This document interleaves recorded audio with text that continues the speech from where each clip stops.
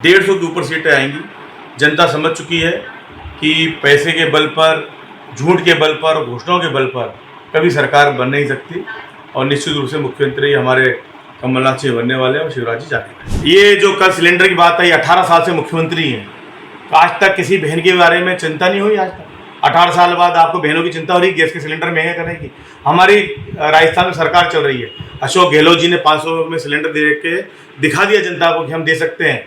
हमारे कमलनाथ जी ने जब घोषणा करी उसकी नकल कर रहे हैं। एक काम ऐसा बता दें झूठ के अलावा जो इन्होंने प्रदेश के लिए किया हो, केवल खर्चा लूट पाट के अलावा इन्होंने कुछ नहीं किया। जनता को बरगलाना, बांटना, इसके अलावा कोई काम नहीं किया।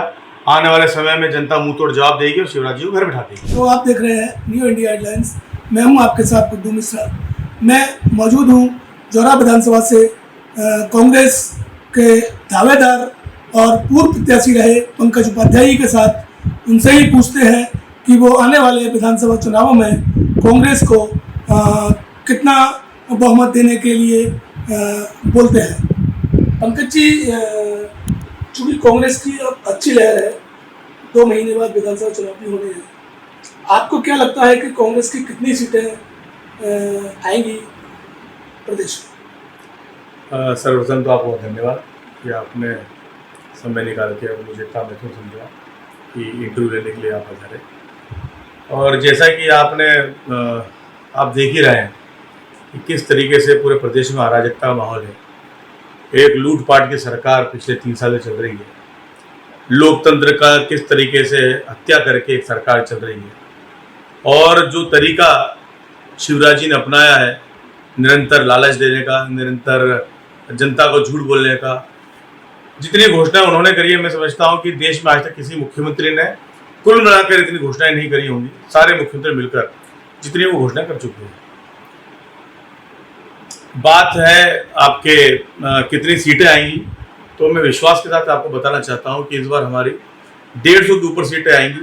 जनता समझ चुकी है कि पैसे के बल पर, झूठ के बल पर और घोषणाओं के बल पर कभी सरकार बन नहीं सकती और निश्चित रूप से मुख्यमंत्री हमारे कमलनाथ जी बनने वाले हैं और शिवराज जी जाने वाले। आप पिछले 5 सालों से क्या आप उससे पहले से जौरा विधानसभा में सक्रिय हैं? आपने युवाओं के बीच, बुजुर्गों के बीच अपनी अच्छी पहचान बनाई है। जौरा विधानसभा में जो वर्तमान में विधायक हैं उनके खिलाफ आक्रोश भी देखने को मिलता है लोगों का, और उनके कई ऐसे वीडियो भी वायरल होते रहे हैं।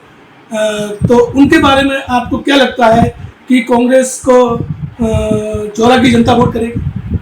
निश्चित रूप से 2018 में भी हमारे कांग्रेस के प्रत्याशी जीते थे। उपचुनाव था, इसलिए प्रशासन का जोर बहुत ज़्यादा था और आपने बाकी सारी बातें आप बताई थी। मैं बस इतना कहना चाहता हूं कि ये जो मुख्यमंत्री और इनके विधायक हैं निश्चित रूप से हारने वाले हैं। इनकी घोषणाएं और विशेषकर हमारे जौरा में आज तक कोई विकास का कोई काम नहीं हुआ है।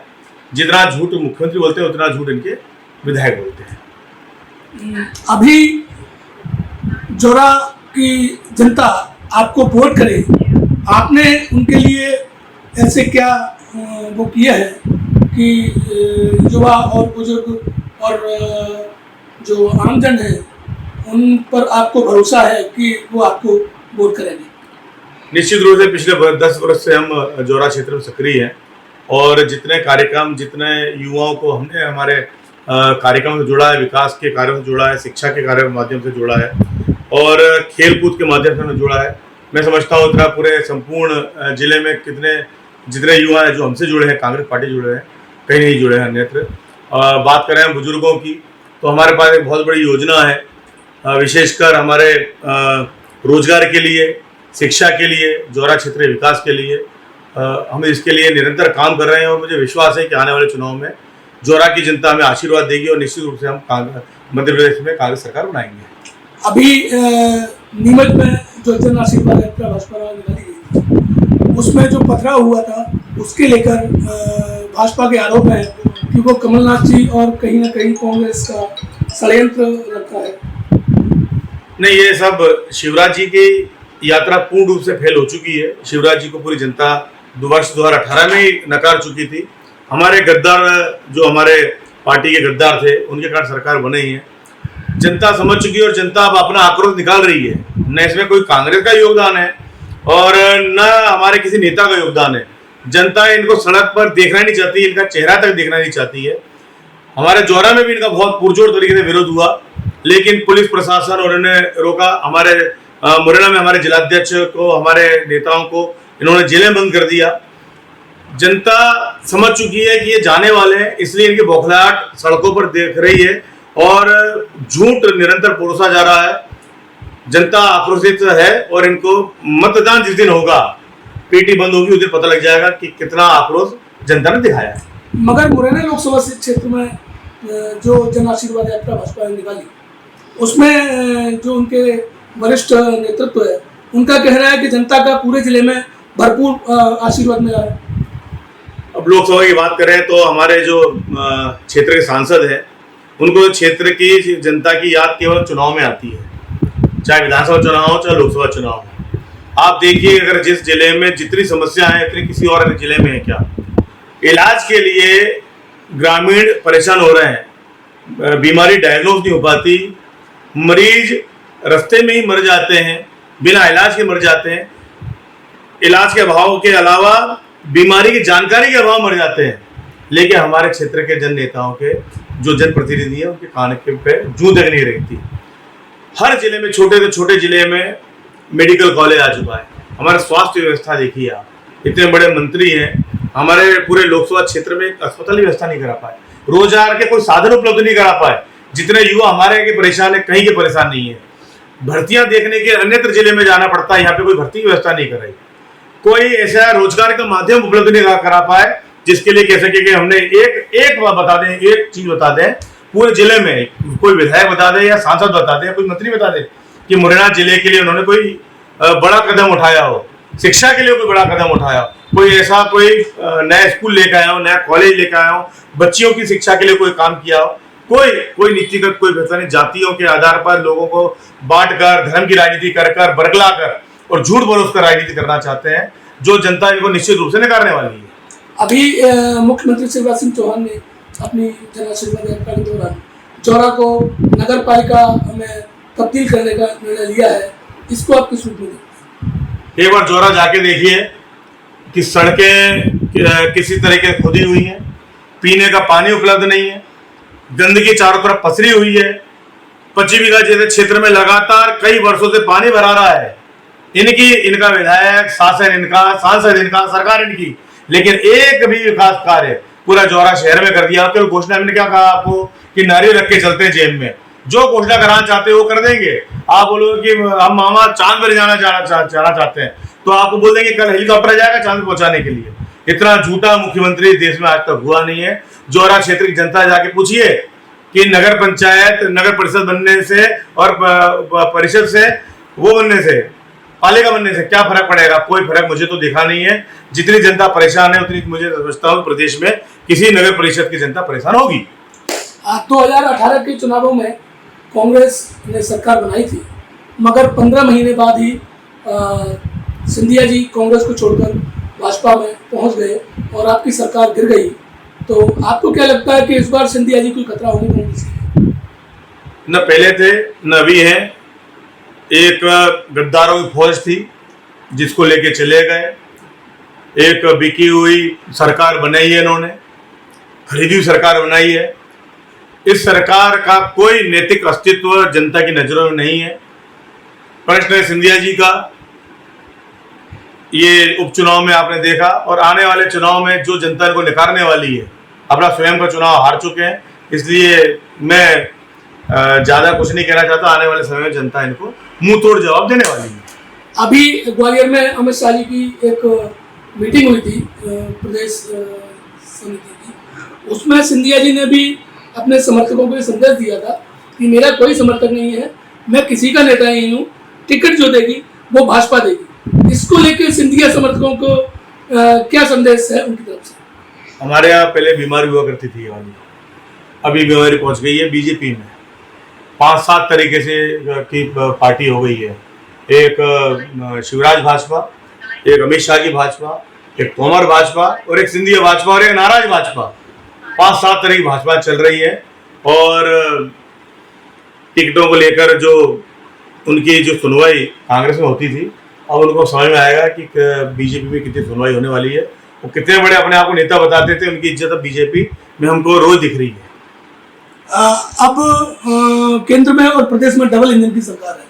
इस सरकार का विधानसभा चुनाव में क्या प्रभाव पड़ेगा? कोई डबल इंजन की सरकार नहीं है, बिना इंजन की सरकार है, लूटी पीटी सरकार है। एक काम ऐसा बता दें झूठ के अलावा जो इन्होंने प्रदेश के लिए किया हो, केवल खर्चा लूट पाट के अलावा इन्होंने कुछ नहीं किया। जनता को बरगलाना बांटना, इसके अलावा कोई काम नहीं किया। आने वाले समय में जनता मुंह तोड़ जवाब देगी और शिवराज जी को घर बिठा देगी। मगर शिवराज जी ने लाडली लक्ष्मी योजना चला रखी है, सीखो कमाओ योजना युवाओं के लिए चालू कर दी है, इसका कहीं कोई फर्क देखने को नहीं मिलेगा? कोई फर्क देखने को नहीं मिलेगा।